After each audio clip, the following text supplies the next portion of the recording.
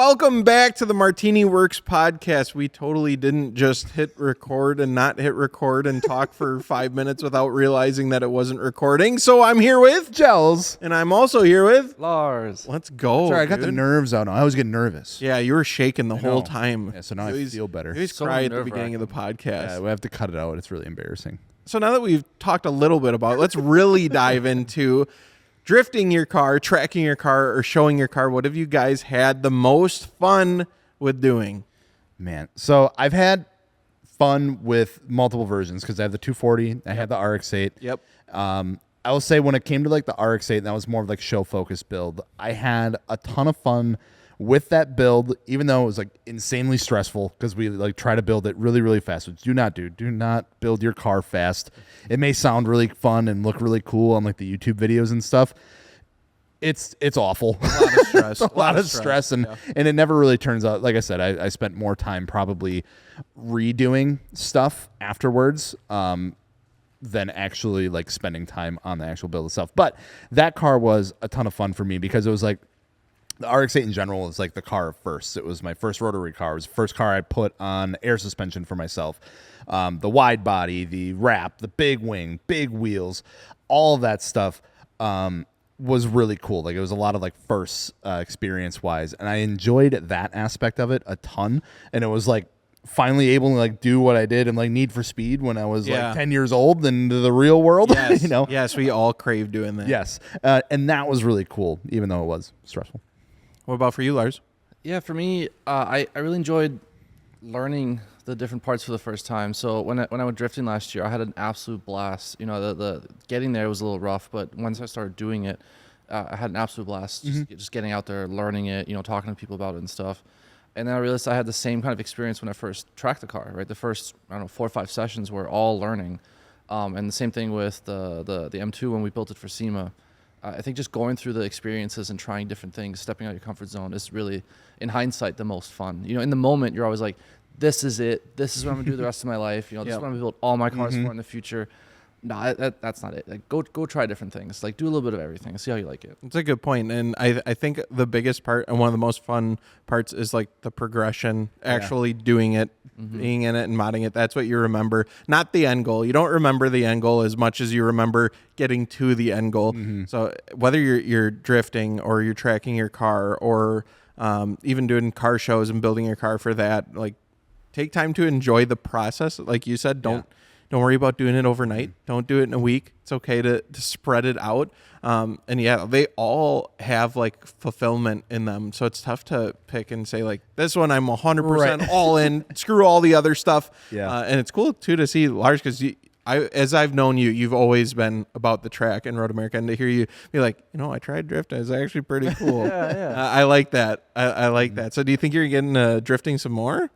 I'd like to. The where it gets tricky is, of course, you have to pick your favorite, and it's tough to get a car that's capable of doing everything. Yeah. And the big thing that I'm struggling with the M3, because that's what, you know, I drifted last year, is the tires are so opposite, you know, between drifting and track. Yeah. The thing is, I feel like the M3 though, with like how it's currently set up, like it's nothing like too insane in one direction. I would say it's like, I feel like you slap, you know, smaller set of tires on there, different set of wheels, you know, that don't have Sport Cup 2s on them or whatever it is that you're running on them.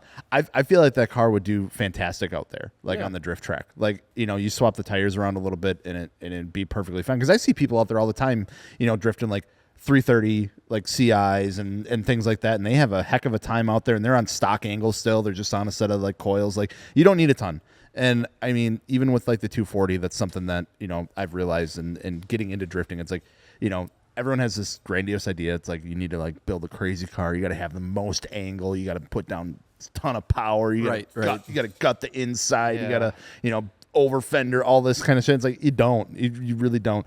Is it cool? Hell yeah, it's really fucking sick. But it's like with the drifting side of things, it's like you notice every little change that you do to the car, and I've really enjoyed that part of it. Where it's like, I'm working right now like completely redoing like the rear suspension on the 240 because it had all stock components outside of the coilovers, and that thing was absolutely slammed. So it's like the negative camber in the rear was a ton, and it's like I want to pull a lot of that out and get that more like aligned and proper and set up better.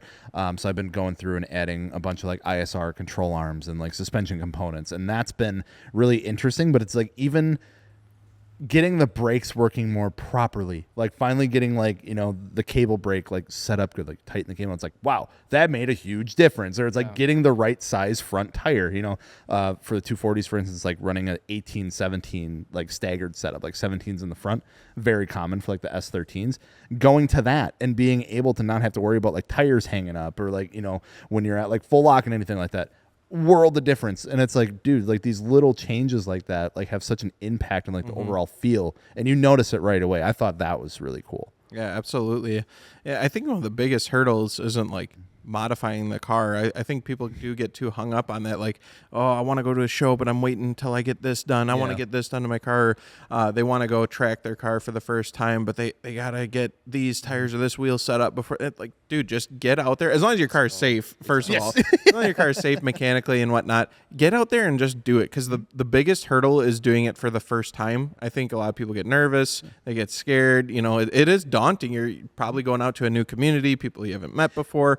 And if you're not doing that, you're missing out on majority of it. You're missing at least half of it. It's like, okay, you're working on the car, you're putting all the time in the car. Yeah. You might as well go get the most out of it. And all these disciplines have, you know, entry versions of them, right? Like you can go, instead of going on a full drift track like at USA, for example, you know, which is tough, it's super hard. Go play on a skid pad for a day. Yeah. You know, I spent most of my time on the drift, just skid pad, right? Learning how to do a figure eight. That was plenty of time for me. And then same thing with the track, right? Go autocrossing first. Like, don't worry about going 120 miles an hour. Yeah. Go learn your car first. Yeah, learn how it feels, how it handles. Meet some of the people.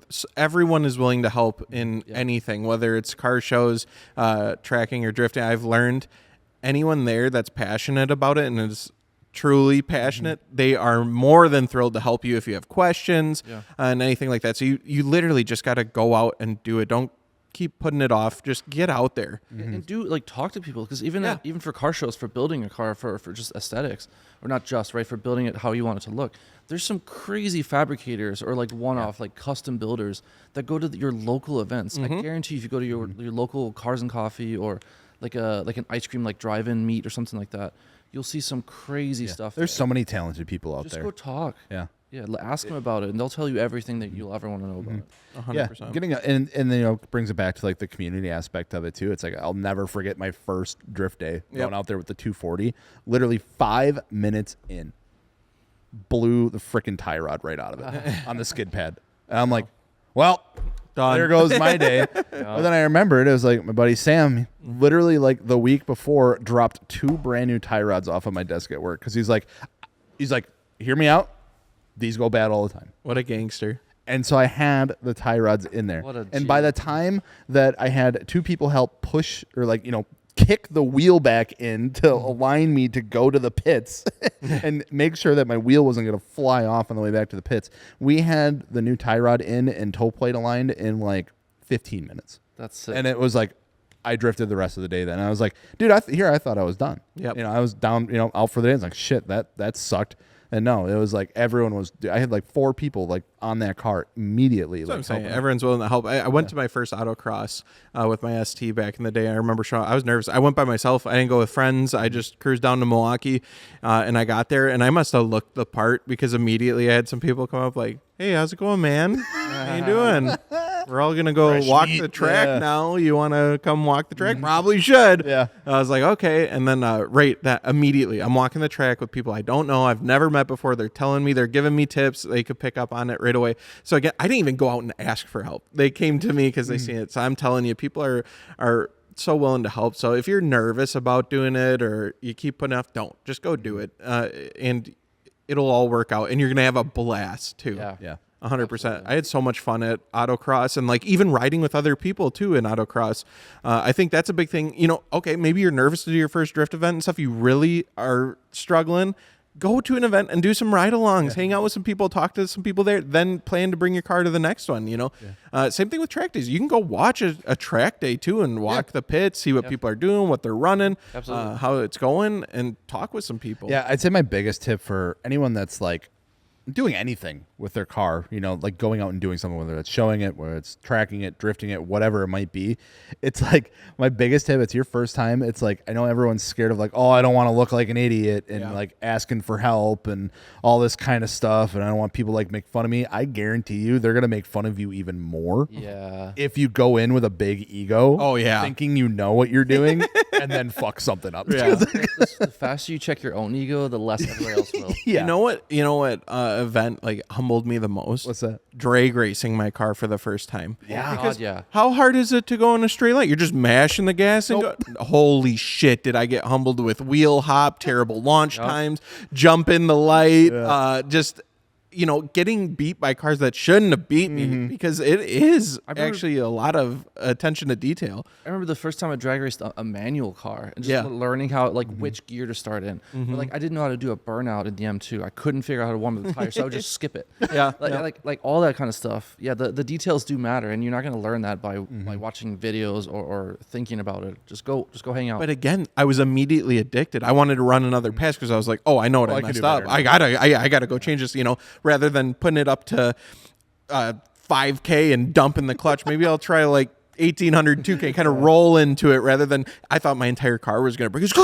Yeah, dude, I was getting so I know what you mean because I remember we went and drag raced that E30 that time. The three of us, and I'm like going into it, I'm like, dude, we're all going to put down the same time. This car's got like 10 horsepower. Like we know it's going to run like a 30-second quarter mile. Like how are we going to? And then it's like, somehow you guys are putting down like seconds faster than me. And I'm like, what the hell am I doing wrong? How are they doing this? I remember the E30 didn't have an RPM gauge that worked, right? Oh, yeah. So you had to go by sound. Yeah, and that was really fucked up, too, because it's like we were all taking turns like doing laps, and they would just put us against whatever, right? So it's like, it seemed like every time I would go, no RPM gauge, you got a helmet on. Yeah. The car wasn't, we didn't have an exhaust at on that it. time. At that time. Yeah. And then all of a sudden you got like this fucking pro mod rolling up next to you with a fender, like shaking your fender car. dump. And it's like, is the car on? I don't know. I'm dropping the clutch. And it was, you're at fucking 6,000 RPM. That car was slow as piss. One of the slowest cars I've ever drove, and still had a blast. Yeah. Still was super fun. And there's a bunch of events for like drag racing too, like open nights that you can go and just run your car. And it's like here, it's like every Friday, isn't it? Yeah, they do like street drags, or they call them test and tunes and stuff like that. But really, you go race other street cars. Yeah, and that's another like way to ease into using your car in a different way, and it's a lot more fun than you think. I think a lot of people are like, oh, you just drive in a straight line, whoop-de-doo. No, like the improvements you can make and how much you learn your car too. You really learn a lot about your car from launching it and all that. It's a great excuse and legal way to drive your car fast. Yeah, 100%. And it's so fun because beat your friends. Your car, because your car technically is capable of doing some time, right? So for me, the few times that I've went with the M2 especially, it was always like, how close can I get? Because I think it's on paper it's like a 12.3 or 12.4. I never got a 12 second. Like I couldn't even. 13.0 was the best I could do. And I was always like, one more pass, I can do a 12.9. Let me walk out of here with a 12 and my dignity intact. What if they were just lying? They had to be. The best part about it is though, like whether you're doing autocross, drag racing, whatever, drifting, I guess a little bit different, but with timed events, you can go and even if your car is slow as piss, you're competing against yourself and you can try to beat your own time, which is fun in itself. I think obviously all of us will kind of want to beat the guy next to us or gal, they it's just natural. Yeah. But even so, if you're getting stomped and you're going up to next to that pro mod and they're gapping you 50 bus lengths, it doesn't matter because you get so addicted to just wanting to beat your own time. 49 bus lengths and 48. It's just a feeling of letting your car rip like at full power. Yeah. Like especially if you've never done it. Yeah, for 12, 13, 15 seconds. It's so intoxicating. Yeah, it's a good time. It's a blast. And there's one thing, too, across all that stuff that can improve your car, and that's Continental tires. True. Which is one of the main sponsors of the MartiniWorks podcast. How about that? Whether you need DWSO6 pluses, ECSO2s, winter. I hate saying that word, and I hate thinking about coming up, but Viking Contact 7s are one of my favorite tires, even if I hate the season. So head on over to MartiniWorks. We have just an entire catalog of Continental tires you can check out in all different sizes. They have awesome warranties. I can go on and on about how much I love Continental. If you've listened to the podcast, you know how much we enjoy it. And they've been here since the beginning, literally since the beginning of the podcast. So you guys know we absolutely love what they got going on. Can't recommend them enough. And a huge thank you to Continental for being a sponsor of the MartiniWorks podcast. We'll be right back. talking about like a bunch of performance stuff. Yep. Letting her rip, letting her eat. What performance cars or performance-oriented cars, in your opinion, are a little bit overhyped, maybe a little bit overrated? I got one. Yeah? It's a weird one, and I mean no disrespect to the owners here, so take it with a grain of salt. My buddy got a Camaro SS, a newer one, like Transformer style. Oh, yeah. I call it that. Bumblebee. We were hyped. Like, I remember he didn't tell me he was getting it. He pulled up to Quick Trip, and he's like, hey, meet me at Quick Trip. I'm like, all right. And I roll up. I'm like, holy shit, that's yours. I think it was a 45th anniversary one. And anyways, he came from like a S2K, stuff like that. And we went and drove. I'm like, okay, this is dope. But then after a few months, like, we got talking, and it was like, why don't this kind of like hit the same as the S2K? Like, are you feeling that? He's like, yeah, I am. And I don't know what it was. It was hard to nail, but both of us like agreed it was a cool car, but it just wasn't hitting the same. Didn't have that factor to it. Yeah, and I don't really know what it was. It feels, I don't know, like kind of goofy. What year was it? I'm trying to remember. Was it like a 2010, 2011? 5th anniversary. Has to be Yeah, like so whatever the somewhere in 40. there. Oh, It's gotcha. like the 70 or 69 Camaro, something like, wasn't that the first? Let me see here. One thing though, it has horrific and probably the worst blind spots I've ever seen Yeah. in a vehicle. I've heard that a lot. Their windows are so tiny. Is it the rear window that's So bad? 2012. Everything. The main windshield is really tiny and narrow. So then you put like a banner on, you're fucked. And then like the side windows are all slanted and like super sharp and weird shapes. So those, and then the rear windows practically useless. And then it just like, it's a really big car, but it's a 2-door, and it makes the right noises. It has a good amount of power. It's just something about that, like, I don't know, power to weight maybe makes it feel off, but we both agreed, both of us, we're like, we like the Honda S2000 a lot more than the Camaro SS. But then again, I mean, we went to the Brew City Banger, and the guy was drifting, and he absolutely loved it. Right. So I think to each their own, but I'd say for me personally, that was one car I experienced where It was just like, okay. it kind of lined up too with the Challenger. We both got to drive that, and we both had unanimous thoughts about that on the track. That's honestly what I was going to say, is like literally anything that like Dodge has been doing lately. Damn. Anything. You're bundling them all together? Lars. Yeah. Oh. Yeah. I think they just shroud everything in like 1,000 horsepower and then forget about the rest of it. I think there's a I'm glad someone's doing that, though. I think it's bad. Yeah, like, I let's think just it's make the fun dumb of it. power. Let's just make dumb power. I'm like I But said, I I get get what it. you're saying. To me, I just, I don't know. It does, like, like the Camaro, it doesn't hit that, like, sure, it'd be fun to like, oh, fuck yeah, that was crazy. Do like a launch or something, but it's like, okay, well, then. There's another thing. We drove the Challenger, though, and me and Giles were on the same page without saying a word to each other. It was like we went to, and which car didn't you like which car did you like the least? And I was like, Challenger. Both unanimously. We knew it. I didn't like how like the seating position was. Like the front just felt fucking massive. Like it like the boat, like it did feel like a boat, which is Kind of what the Camaro some people was like that, too. and it's like that's so like Yeah, more power to you. For me, it's just like, you shove 1,000 horsepower in it, still weighs a fuck ton. There is something about the simple like ergonomics of how you sit in a car, where the pedals are.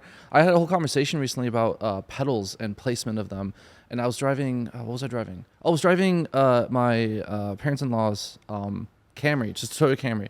And I wasn't doing anything sporty with it or whatever. But I was referencing how my foot kept hitting when I was reaching for the brake. I kept missing, and then my shoe would get wedged under the pedal instead. So I was trying to lift my foot. Lawsuit. And I would go over, lift the brake pedal, go back over, and then Yeah. go down, because I'm so used to what I'm used to from my cars, where the pedals are very evenly spaced. Yeah. And then combine that with like seating position, and like whenever I get in the Ferrari, I have to like move my legs to the right. It's like the pedals aren't in front of you; they're like off to the right. Yeah. For example, so little stuff like that does really bother me. So I can see why It's like- with the Challenger, it wouldn't take much. I feel like anytime I've hopped in one, it feels like I'm hopping in a fucking Dodge Ram.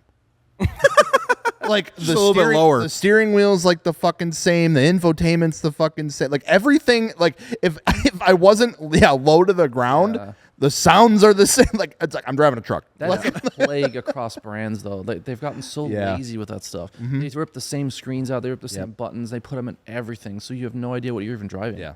I will say though, like some of them I do like, because like Johnny's build, I think he's killing it. Yeah. Like, he rolls up in that thing. We hear it coming. Yeah. It's sick. And then when you sit inside too, he has the huge like hood cowl on it, and it's like this feels like America. Like I'm just driving America, the country right now. Yeah. So like each one, I think it depends on the build. And it was pretty stock. The one that we were riding in, maybe like an axle back, I think it had, and that was it. Yeah. So once you do some stuff to them, I think it opens up a lot. And the Challenger we drove, again, bone stock, had nothing done to it. So maybe modified, like I'd still be open to it. Like back in the day, I used to really like the SRT8 Challengers. I just thought those look cool. I seen a couple, like, I feel like Elvis from Stance Nation had a bagged SRT8 Challenger, if I remember correctly. Challenger or Charger?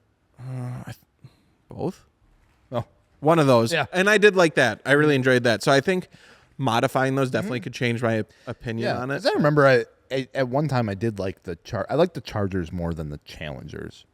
Like the certain, like the newest generation of it, because there's weird time where they got like really blocky and kind of weird, but I don't know. Yeah. Okay, is there imports that we think, performance cars we think are overrated? I got one. Okay. And I think this might ruffle some feathers, but I think the Mark IV Supra is the most overrated JDM car, like, of all time. Damn. Lars clip farming right now. Over. It's not even clips, Okay, dude. here's a question. Over the AE86 Corolla though. I don't know much about those, I suppose. I don't know, but They're slow as fuck. They are. Everybody remembers the Supra as this like 1,000 horsepower monster of Yeah. a car. Like, it wasn't. It was No. 300 horsepower and it weighed 3,400 pounds. Like that's nothing. And they're beautiful and they've aged very well. Don't get me wrong. And I love Mark IV Supras, but picking up a stock one, you're not going to be impressed. Like, you're going to drive that thing home and be like, that's it. You know? It's not gonna freaking roast the tires or anything. And I was very lucky to spend a fair amount of time in a very built one a couple years back. I drove it across states actually, and it looks really cool. It has a lot of like driver focus, like interior pieces. You know, the transmission's great, and the engine when built, obviously legendary. But if that thing only had 300 horsepower, I would have been so bored, so bored the entire time. So I really think they need work, especially in today's world. And I would argue even back then, because the cars they were competing against, a lot of the cars were just like walking them. Like even my car, the E46 M3, had a smaller engine, no turbos, and more horsepower. Damn. Lars throwing shade. So I don't know. I think, again, I love them. I think they're Mm-hmm. great cars. They've aged very well. They're iconic for a reason, but I don't think they deserve that much hype. I hear you. I think those come with a lot of nostalgia, and that's where the love comes from. I got the chance when we went down to Driver Motorsport to drive a Mark IV Supra and have it for the weekend, and it was pretty close to stock performance wise. Just like a couple bolt-ons was all it had, and I agree. Like, you floor it a bit underwhelming power wise, but hearing all the 2JZ GTE noises, The noise is and awesome. just the experience, right-hand drive, it was, and you know, all the gauges stuff, like the entire experience as a whole makes me think it's not as overrated. But the price is what really kills it. And then you It's remember not that worth that's a $50,000 to $60,000 on the cheap car end. on the cheap end. On the cheap end. Especially for the turbo models and all that stuff. They've just gone even more stupid. So like in that price range, yes, but overall, I really do. I'm trying to think of an import that I think doesn't. You have any, Joes? Yeah, the Nissan Z. Oh, that's a I feel like we've beat that horse to death on here, but it's just like, dude, it's just such an underwhelming car. It's a nice car. And they were so close. They were so close. Does I had everything so good? Much, Doesn't I had do so anything much hype great. for it when it came out, because I remember like it was getting so much shade thrown at for like how it looked and stuff like that, and I was like, dude, I think it's a good blank canvas. It looks perfect. I don't know what happened. It just did not deliver the way that I was hoping. And the build like we did on Alex's, I think we got really close. Like, we made it look great, but it's still so dull. Yeah. It wasn't good to drive. And it's like, even with like, dude, we like put an entire new exhaust system on there, down pipes back. Trust me, I put those fucking down pipes in, and it was like, it was just so fucking like quiet. Yeah. And like it sounded like every other Nissan Z like ever, just with, you know, quieter because it was turbocharged. And it's like, you never really get like in new turbo cars, you don't get like crazy turbo sounds anymore, what unfortunately. happened to that? I think because they all went with like that like diverter style, like Recirculating. Yeah. That is one thing I noticed whenever the couple times I drove the R34. I get in it and it's the first thing that pops out at me. Like, Oh, like, yeah, slaps that's me a in the lot. face. It's like constant turbo and intake and wind noises. I'm like, this is so cool. Yeah. It sounds like you're going fucking Mach Jesus, and you're just It's kind of slow though. It's pretty slow. Just getting up to 25 miles an hour. It's an enjoyable thing, you know. Yeah, I agree. That's one of the highlights of having a turbocharged car. But yeah, you nailed it. Kind of the diverter valve with the recirculating. It's all internal instead of atmospheric. Yeah. But I think too a lot with emissions. Yes, has toned everything down. All the intakes are like covered under 40 layers of plastic, and they have to be like carb legal, and the catalytic converters are crazy because they have to meet emission standards. Sound insulation. Yeah, and it's like somewhere that there's like 80 to 100 pounds of sound insulation in each car nowadays. Wow. That's crazy. Just rubber on the floor and stuff. I think because 90% of consumers they don't want a single noise. They don't want to hear anything. It's their tool. They're taking to work. They're trying to listen to their frickin' The Weeknd. What's popular music now? I'll go with that. Okay, cool. And they don't want to hear that. But the 10% of us, the enthusiasts, we're like, what the fuck happened to all the noise? And then they do the weird shit with like the sound symposers. And It's like, we thought about you guys. It's like, no, it was the worst thing you could have done. See, I think that's Nissan just being one of the examples of why they were so close. If they had gotten rid of the sound insulation and made a bunch of turbo noise and then marketed it to us, right, that 10%, then we would have at least been happy with it. The same way that you hear obviously a crazy car, but like the GT4 RS, the Porsche makes, the Caymans, what everybody talks about in all the YouTube videos is how much induction noise it is because the intake is like right by you in the interior of the car. And that's something that people love. So it just takes a little thing to really change a car and how you feel about it. What was that freaking Toyota come out with it? Was that a Tacoma? The turbo Tacoma. Yeah, the turbo Tacoma had like an off-road package, and like the snorkel, dude, it sounded so the turbo noises were crazy on it. That's sick. More of that. Rad. Yeah, like people were like doing like the people who do like reviews and stuff like that were going from they go to the dealerships, they have things set up like, okay, it's brand new, we're gonna go do a review on it, and like every single one that we watched, we're like, dude, this thing sounds gnarly. This is a little off subject, but just talking about old cars and turbo noises made me think of it. Did you guys see Vin Diesel said they're making one more Fast and Furious, and they're bringing it back to street racing? Yeah. Really? I did see that. Yeah, back to street. It seemed like the way he was saying it and approach it was going to be back like the originals, I mean, it would get me. I'd go see it if they're claiming that. Yeah. I'm all for it. But is there anybody left in that franchise that cares about street racing? Because the original crew kind of carried that, right? Like even like Ludacris was actually into cars. Yeah. But I don't know. He's still in them. Luda was still in a bunch of them. Yeah, I suppose. So I think so too. It would be awesome if they brought the guy back from Tokyo Drift and they had him in it for something. I think that would be really sick. Yeah. I forget his name. Sorry. He was in I think he'd been in he did make a cameo or something, right? He was in one. Yeah. Recently. I honestly haven't watched any of them since 7. Yeah, I kind of stopped too. But if they do this one, it's truly the last one, and it's truly brought back to. Well, I think regardless, even if it was WWE, I would watch if it's the last one. I feel like I need that closure to close that chapter out. Yeah, I saw they announced that during Fuel Fest, their big event that they do. Which we got the chance to go to. That was a phenomenal show. That was always a fun show. It was insane. Yeah, it's a crazy show. Huge. What's one thing if they made it go back to like street race? What would you guys want to see in the movie? Ooh, that's a really good question. Oh, because it's like I'm just thinking out loud. Do you want it to go like 90s tuners cars again, or do you want it to be like modern street racing? So the cars we have now, GR86s, 370, 350Zs. That is so tough because Focus ST. Yeah, when these movies came out, like the original Fast and Furious came out, those were pretty new cars. Yeah, like Too Fast, Too Furious, that Evo wasn't even in the country yet. Mm-hmm. Like so I think like my instinct says it has to be new, like something to inspire like the next group of people, like we were. But it'd be so rad if they went back and built like similar cars. I want to see Dom back in his FD. I need that storyline. Why the fuck did Dom have an FD? Yeah, that'd be cool. I think one thing that'd be really cool, like one of the I don't want to say like key focus, but like the subplot for the first one was like race wars, right? Yeah, and that was a big racing event. It's like what's like that still. I know I think race wars still happens, but it's like, what if they did something and tied it in with like Formula Drift or something like that? Whoa, that would be wild. Or, some other like big event going on that's like modern, and people know about. So whether that's Formula Drifter like the Cannonball Run or something like that would be kind of crazy. That'd be sick. That's actually a good one. Yeah. That would be cool. They can't be stealing VCRs anymore, though. Yeah. What would they be stealing? Amazon trucks. Hijacking the automated like prime electric semi. Just self-driving cars. They go up and rob those. Yeah. That'd be like the plot. I think there's so much potential. They would have to I agree. I think they would have to do modern cars, but I would like to see a couple slip in, from like 90s. What would they build if they were to do modern cars?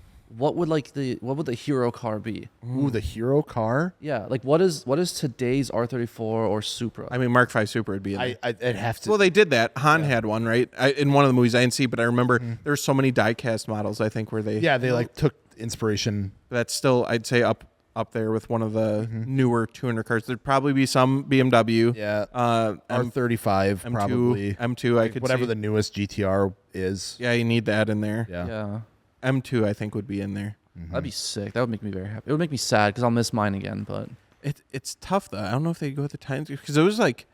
Well, they did have a Volkswagen. They had a Jetta. Yeah. Yeah. And that's kind of a weird one that they had in there. So would they have an Golf R. oddball? Golf R would That'd be be a sick. great Golf one. R would be sick. Yeah, they had a lot of like kind of odd, but you look back and like the lineup of those cars, like maybe not like the hero ones, but like the ones that like the rest of the crew were driving. Yeah. It was like, wasn't it like a Nissan Sentra in there? Like a Sentra R or something like that? I think so, yeah. Yeah, Like something goofy like that. Yeah. Like, so I think that's kind of sick. Yeah, like Hector's car and stuff like that too. Like there was just a bunch of really good in the main hero car being a 2G Eclipse. Yeah. Yeah. So then it makes me think like a new GR86 or something could kind of fill that void if they went that route. Yeah, a GR86 for sure would be in there. I feel like Toyota would have a heyday with it because of like the whole GR stuff. Corollas, fun. New NSX would be kind of dope. Yeah. Even those are like 15 years But old. yeah, they're old That is now. crazy. Yeah, like say new, but it's like They look new though in a movie. It's Yeah. close enough. yeah. Man. I just don't want hypercars all over the place. Can Jesse come back or is he actually cooked? I don't know. Did he get lit up for real for real? They didn't show a funeral. That's what I'm saying. That's what I'm saying. And he still owes a lot of money. They brought Han back. Yeah, if you can bring Han back, you can bring back anyone. Yeah. Except probably Paul. R.I.P. Oh. Sorry. I was just being real. I thought they were saying something though about having him in there with they are maybe using his brother. Yeah, I Cody, think they are planning on doing which But that'd be kind of cool subplot. Like if the character's brother came by and like met the family and everything. That'd be kind of a cool storyline. there's a million different ways they could twist it, but will they? Someone say family. I hope they do it right because it's just okay. been Here's so the thing: far off. are we gonna go see it? I haven't seen one since 7. Is this the one that I finally go see? If it's actually the last one, 100%, regardless, if I see marketing and there's actual like back to its roots, 1,000% I'll go. Take my money. Okay. But if it's a bullshit of sending the Fiero to the moon and having the Undertaker and John Cena Undertaker drag race on Saturn, I'm not really interested. See, I hadn't even seen any of those. I think the last one I watched was like Fast 5, I want to say. Sure. You ended on a good note. Yeah, I would say in my eyes, like 7 is like the canon ending. Okay. Because I can't even remember 6 and 7. 5 I remember. Yeah, I'll have to go watch those two, but I'll watch it if it's about racing. If it's not like corny, Yeah, I don't well, want to. I don't it'll want to always be sit a for 2 little hours corny. and cringe the whole time. You know? Yeah. I mean, I feel like some of it like is the cornballness of Yes. it that you go Dude, watch before. I go back and watch like the first 3 because those are like my favorites. Yeah. And it's like, dude, that is super corny, but it's still fun as fuck Yeah. to watch. Yeah, but like I got to show it for the first time to Emily, and she enjoyed it. Like, Yeah. she'd never seen him before, and it was just cool to like, because people say it like people say one-liners from the movie Yes. so much, and we all know it, and we know where it comes from. But I think it was cool for her to like see where the root of all that is. I think that's the problem. They haven't focused on the one-liners enough. That's what it needs. That's exactly what I need. You from 6 to whatever 15 or whatever they're on now. You can't name one-liner, but Well, I haven't seen them. So. from the first movie, you can name like 100. So they just need the whole movie needs to not even make sense. It just needs to be them with cool Jesus cars Christ. and one-liners. Start calling people bustas again. The thing, I think you're right. I unfortunately think you're 100% dead on that. They could probably even rehash them, and I wouldn't even be mad. Yeah. I'm seeing Happy Gilmore 2, and everything that I've seen of that has just been a the rehash. same exact joke. Just I'm not mad 30 about years it. later. And I'm not mad about it. I want to laugh. I want the nostalgia. Give me the nostalgia. Yeah. But maybe, I don't know. Maybe they need to like detail their cars in the movie. Yeah, they got to look good. They should use like Melco. That'd be great. Yeah. Just spray their cars down because that's what Some I've been OTG. using. Yeah. Because if you didn't know, Melco Detailing is one of the sponsors of the MartiniWorks podcast. Gels, have you ever used any of that stuff? I use it all the time. Literally all the time. Yeah, we have been using it a ton. Lars, I don't know if you've used it at all. Not on my wheels. Lars don't clean his car. It smells really good though. Yeah, it is. Everything smells fantastic. I tell you what, I use it all the time, and I'm not even just like yanking your chain or anything because we decided to put nothing but white wheels on a car with track brake pads that we drive on the street. Yes. And they turn very dark very fast, and I have to clean them every time we want to bring that car somewhere. So there's only one product that I trust to do it, and it has been Melco, and it does the job really, really good. Yeah, and two, if we were smart, we would have done this, but we could ceramic coat them, which we offer on the website, and we use Melco stuff to ceramic coat your wheels. So if you get like wheels and tires, or you just buy wheels and you want them ceramic coated, we'll do it for you. We'll do the hard part. We've trained on it. They've came down and taught us how to do it, so you guys can get your wheels ceramic coated, and that is a lifesaver. Because if you guys didn't know, I had white T37s on my Supra, had those ceramic coated, and it was so much easier to just spray them down and wipe them down. Versus whatever the hell we got going on. It like cakes on. It becomes part of the wheel. Like etched. The fact that we are able to get them clean, but it takes some more elbow grease. So if you guys are interested, head on over to MartiniWorks.com and then go to our detailing section and pick up some Melco stuff. I think you guys will really enjoy it. And a huge thank you to Melco for being a sponsor of MartiniWorks Podcast. Be right back.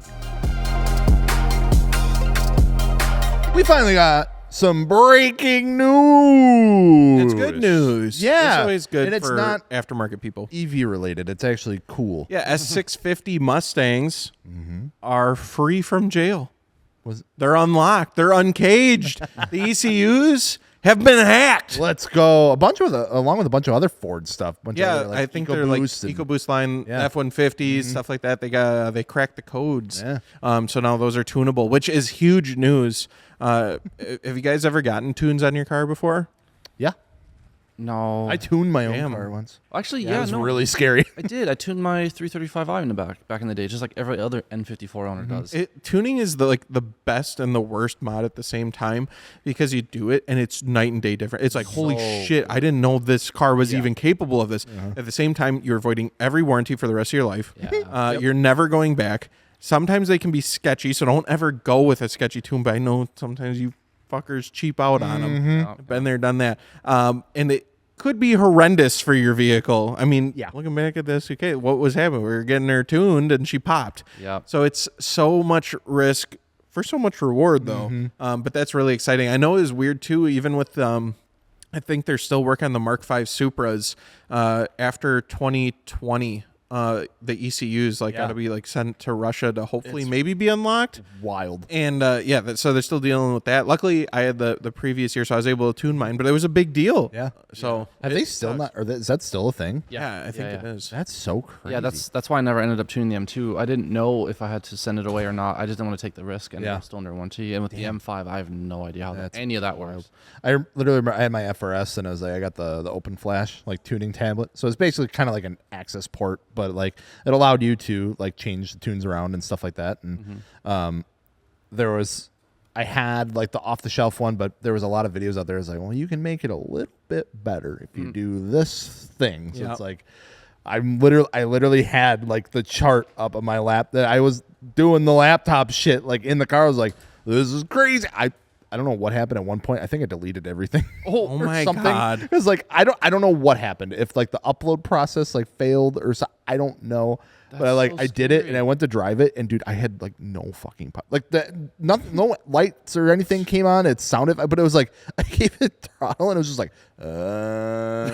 it was just. God. I wonder what you actually did. So I was like, what the fuck? So I shut everything down right away and redid it and then it was fine. So I don't know what. You're lucky. So terrifying. I almost shouldn't have messed around with that. So now you say that, actually, it reminds me. The M3 came with a tablet, and it's tuned. It has I forget the name of the tune, but the previous owner put some kind of 93 octane tune on it. Sent me the tablet with the license on it, everything. So theoretically, I could change it. Yeah. But I'm so scared of bricking it. Yeah. I'm terrified. Sure, It's like yeah. a wireless, Bluetooth dongle. Oh, it's okay. And it's Yeah, like, mine plugged in, like- if like if the battery dies in the middle of doing it, and the battery died, when it was stored last year. So I'm terrified of changing it. I'd love to switch it to at least 91, and I don't want to get rid of the pop tune so bad. Yeah. Oh, yeah. Sport mode. I hate that crap. That but shit's aggressive. it's so loud. Yeah. But I'm just so scared of bricking it. You just gotta do it. Well, Gotta do it. after Good Life, we'll look. Big risk, big reward. Know what It is else? cool, everything you do. What? What else is big? Oh, Other big news.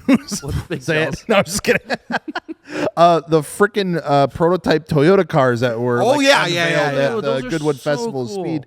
Dude, what the fuck? I know obviously there's been like sightings of like these things at like the Nürburgring, and like people have been like trying to visually unwrap them. Yeah, I seen people using Yeah. AI Yes. to Yeah, to, take like, the take wrap the paint away. off. But I think, correct me if I'm wrong, I think the Goodwood Festival of Speed, this was the first like actual public event debut, still wrapped and everything, but they had like their normal one and then like the GT variant. Okay, am I the only one? I don't think those wraps do a lot. Like, I feel like I got a Yeah. good idea what the fucking car looks Yeah. like. I think that they mostly hide the side profiles and like any indentations in the hoods. Yeah. Not so much like the front end or the rear. Yeah, and it's Yeah, like I the, just- the lights were kind of I feel covered, like it and doesn't do a lot. and But it's- yeah, they were. but so obviously the speculation is like, is it actually Toyota? Is it a Lexus? Is it the new Supra? I've been Mark following- 6. I've been following this one for a while Yeah. because when they announced it originally, everybody, including me, thought it was just another GT3 car. Sure. So the reason I got excited when they saw it at the Festival of Speed is because it was both. Yep. Finally, so there's the big wing, crazy roll cage version, and they finally showed the street car. And the street car, the front end, the hood, looks a lot like an LFA. Dude, it gave a did, lot yeah. of LFA vibes. It gave a lot of Lexus vibes Yeah. in general, I thought. Everything So, I've heard says it's a Lexus. Yeah. But of course, Toyota, the GR thing has been absorbing all the racing Right. stuff recently. So who it's knows? just like, if it was Lexus, why wouldn't it have been more marketed? Well, I don't know.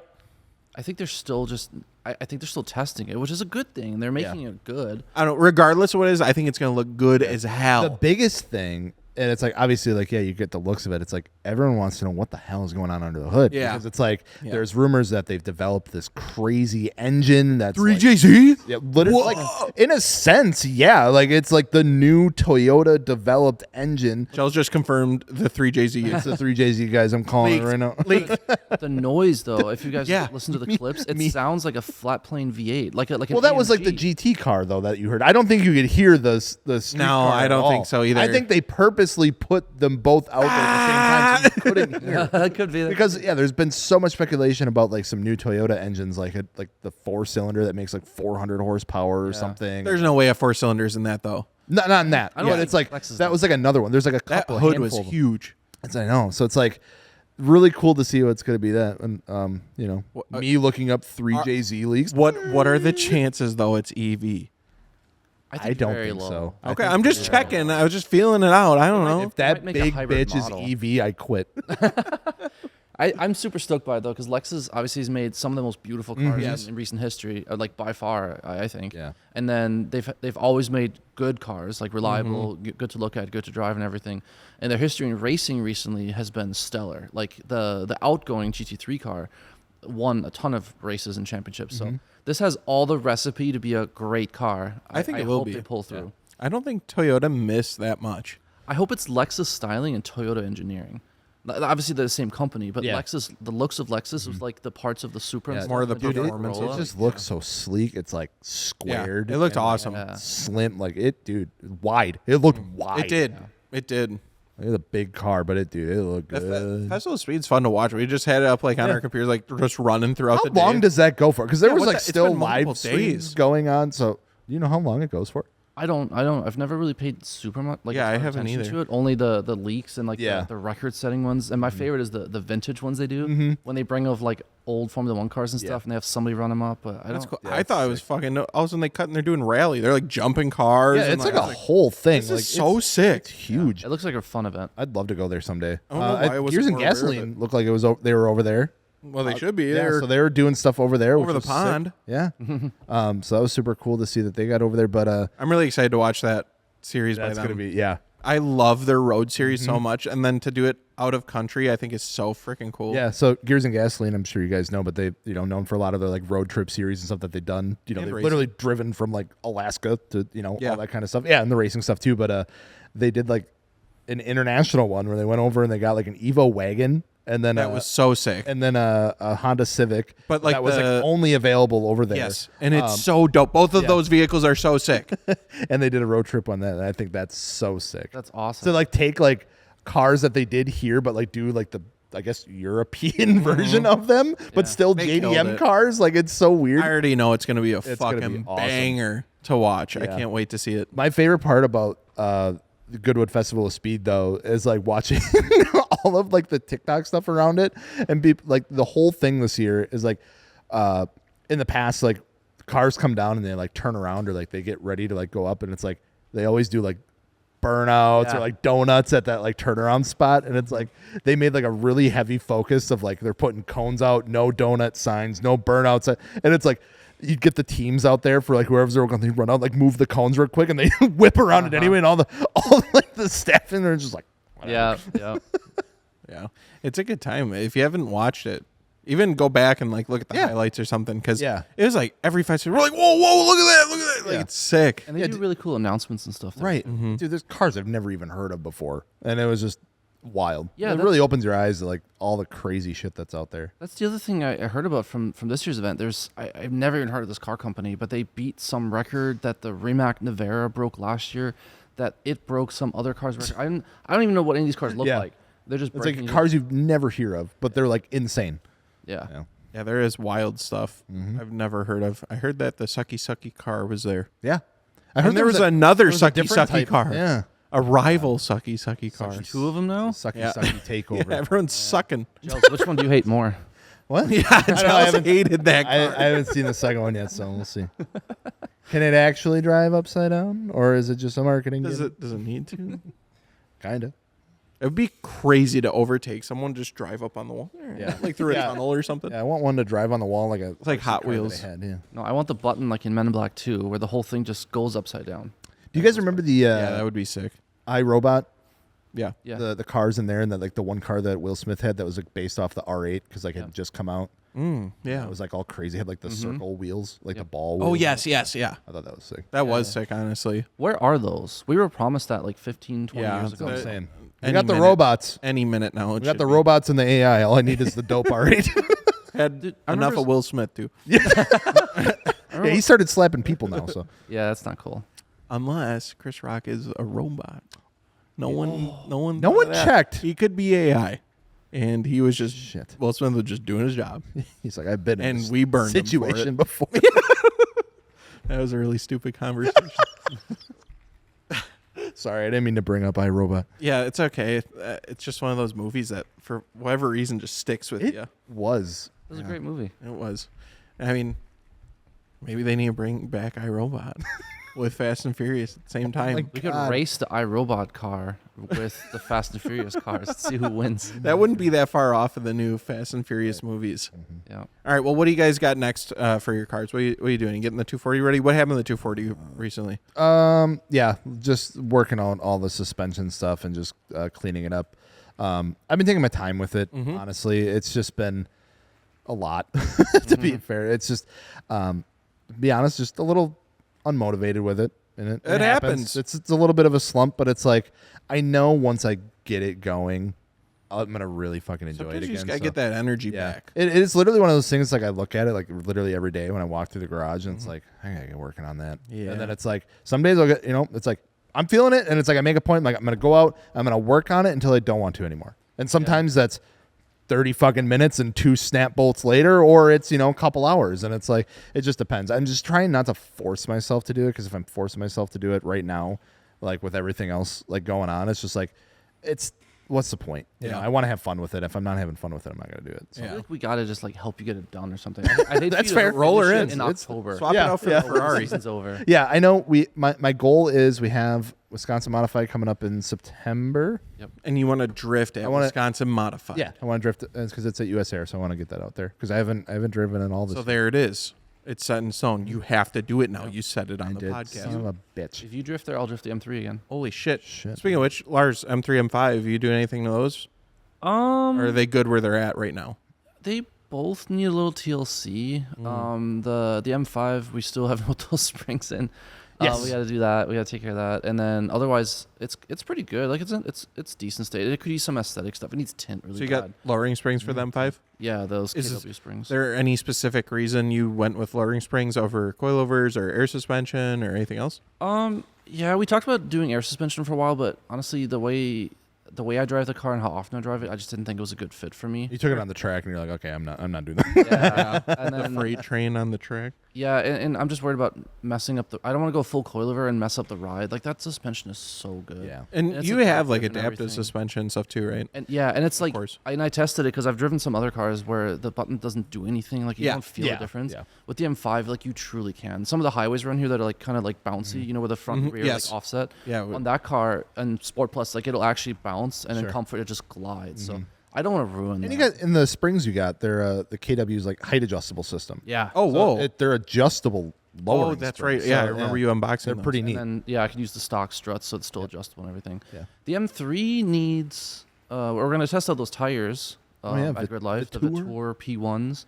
And then I just want to make sure otherwise that it's kind of like in good shape. I think I need to do plugs and coils because I haven't done that since I owned it. And I'd hate for that to go wrong at 8,000 RPM. Yes. But otherwise, I think, yeah, I'm in a lucky spot right now where both my cars are running pretty well. Oh, yeah. I have not driven the M3 very much this year, though. I drove it here this morning, took it home for lunch, and I didn't bother bringing it back because Damn. with this construction going on here, It's a pain in the ass. it's not fun to drive a car like that with the seats and the transmission and the Yeah. noise across 4 stop signs and 3 traffic lights. It's a chore. It's just not fun. So It's a chore. yeah, I get it. I'm excited to go rip that again. But yeah, I think my cars are kind of fine right now. What about you? Hey, what are you doing? I got some Morimoto lighting Yeah. for the 4Runner, so I that got the thing's gonna be bright as hell. got the taillights installed. I'm gonna do some new fog lights, new headlights. If you guys didn't know, too, we got Morimoto on the website recently. So that's really exciting. They make stuff for everything. I was actually gonna do Morimoto taillights on my Supra, but I ended up getting rid of it before I got the chance to do it because the Supra, the Mark V Supra taillights are really They sick. look so good. They kind of have like elements of like the Mark IV. It's a heritage Yeah, style, heritage style. where it looks definitely modern, but you can see where they paid respect to kind of like that Mark IV look. But overall, Morimoto makes some crazy lights for a bunch of different stuff. So go browse, see if they have it for your car, because they're fantastic. And they've done a really good job of, I feel like it wasn't that long ago where if you were getting aftermarket lighting, it came with like these separate ballasts and you needed to Yeah, wire it this was a pain in the in. butt. Dude, as far as I know, most of it, if not all of it's practically just plug and play. You said the taillights were super easy. Oh, those took me like 10 minutes Yeah. to put it. It was 2 nuts, and then I just plugged them in. Doop, Yeah, done. all the stuff we put on the website are complete kits. So it Yeah. should be headlights, fog lights, taillights, side markers, and stuff like that. And it should all be OEM plug and play. Yeah. We do have access to all the, like, if you want to do custom lightings, like the little square lights, rock lights, or whatever, Yep. we have access to all that. But yeah, if you guys want any of that stuff, just hit us up, send us an email. Yeah. So it's cool, and their stuff is like such high quality. Like with the headlights I have, there's actual like swappable parts you can put on them, and it changes from amber to white. Oh. To I can change from sequential turn signals to like a fade. Oh, that's So sick. it's like customization that you just plug it doot, doot, really easy. And they're also like auto warming, so that way you don't get any like fog on the headlights, or if there's ice or snow, which Big up here. Wow, I didn't know that. yeah, so they'll warm so it goes away. Like I was like, I didn't even know headlights could come with that. Yeah, I didn't know that was a thing. Super cool. So they're doing some really cool stuff. So I suggest checking that out.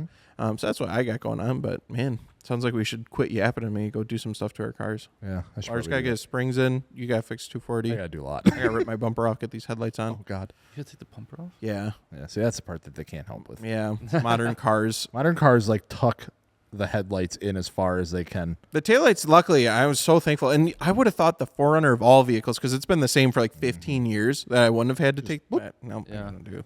It shouldn't be too bad. I looked up a few videos. It looks pretty freaking simple, honestly. So we'll go do that. Well, Lars, thanks so much for coming on the podcast. Yeah, thanks for having me. I enjoy this. Absolutely. And gels. Thanks for speaking your piece I'm here. about the sucky car. I'll give my thoughts on V2 in next podcast. I gotta search it up. And thank you guys so much for watching. We appreciate you. And the final sponsor of the MartiniWorks podcast is Fortunato. So if you guys need a new set of coilovers or a second set of coilovers, go get some Fortunatos. 500s are my favorite. Use them for everything. 4th, 5th, 6th. however many you need, we got them. Yeah. So go check them out. We have them on MartiniWorks.com. And if you need any help with what you want if you want like a custom set for like spring rates or anything, we can help you with that. Otherwise, they're off the shelf, straight out of the box is all I've ever ran. And it's been amazing. It's been perfect. And I've done spirited driving. I've slammed my cars on them. And it's done everything I've thrown at it. They're completely rebuildable. They're hand assembled in the United States. We got to tour it and we love what those guys are doing. So a huge shout out and thank you to Fortunato for being a sponsor of MartiniWorks podcast. And we'll see you guys next Friday. Have a great weekend.